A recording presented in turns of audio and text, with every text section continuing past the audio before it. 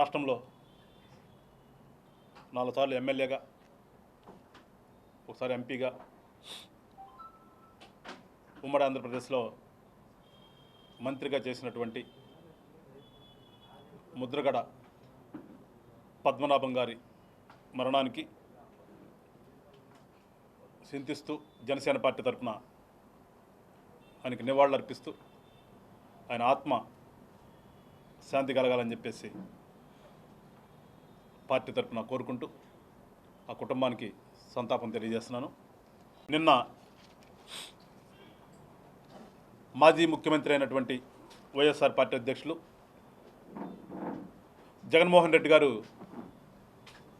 వైజాగ్ వెళ్ళి అక్కడ ఈ మధ్యకాలంలో బోట్ యాక్సిడెంట్లో చనిపోయినటువంటి కుటుంబాలని పరామర్శ పేరుతో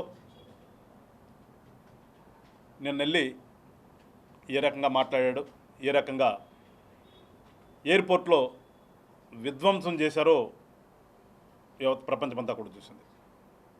ఒక ప్రతిపక్ష నాయకుడిగా ఖచ్చితంగా రాష్ట్రంలో పరామర్శలు చేయాలి, రాష్ట్రంలో తిరుగుతూ ప్రజల కోసం పోరాటాలు చేయాలి. ప్రజాస్వామ్యంలో రాజకీయ పార్టీల యొక్క పనే అది. దానికి మేము కూడా స్వాగతిస్తాం. ఎందుకంటే గతంలో మేము ప్రతిపక్షంలో ఉన్నాం, ప్రతిపక్ష పాత్ర సమర్థవంతంగా పోషించాం కనుక మేము కూడా ఇవాళ ప్రతిపక్షం గట్టిగా ఉండాలని కోరుకుంటున్నాం. కానీ దౌర్భాగ్యం ఏంటంటే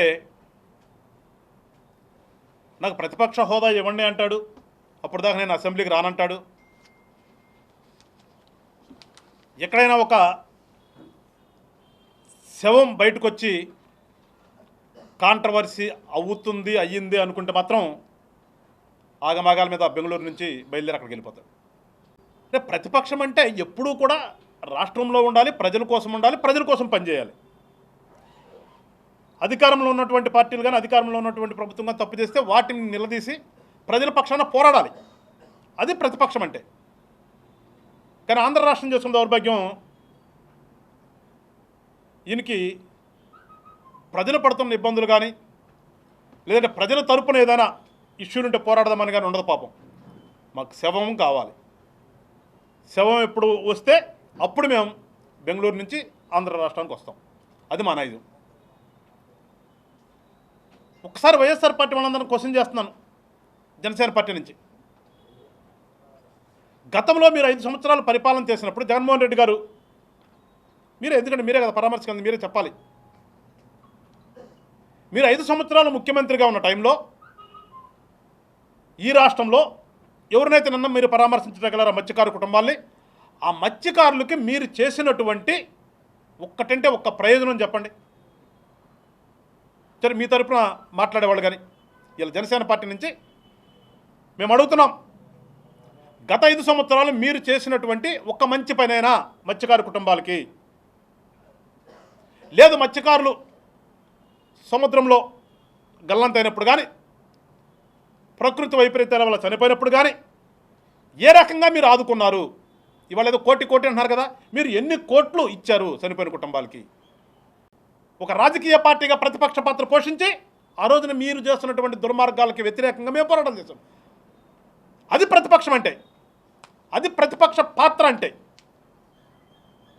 ఇవాళ మీరు ఏమి చేశారని ఇవాళ వచ్చి మీరు ఏదో అన్యాయం జరిగిపోయింది, కూటమి ప్రభుత్వం మత్స్యకారులను ఇబ్బంది పెడుతుంది, మత్స్యకారులను పట్టించుకోవట్లేదు,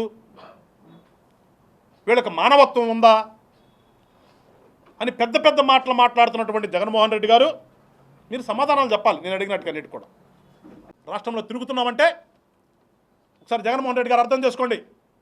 మీకులాగా స్వార్థంగా ఆలోచించడం మేము రాష్ట్రం ప్రజల కోసం ఆలోచించాం కాబట్టి ప్రజలు ఈ రోజున మమ్మల్ని నెత్తిన పెట్టుకుంటున్నారు. మిమ్మల్ని నెత్తిన పెట్టుకుని తీసి మీరు నిన్నట్టుగానే బంగాళాఖాతం కలిపారు. ఇప్పటికైనా బుద్ధి తెచ్చుకోండి.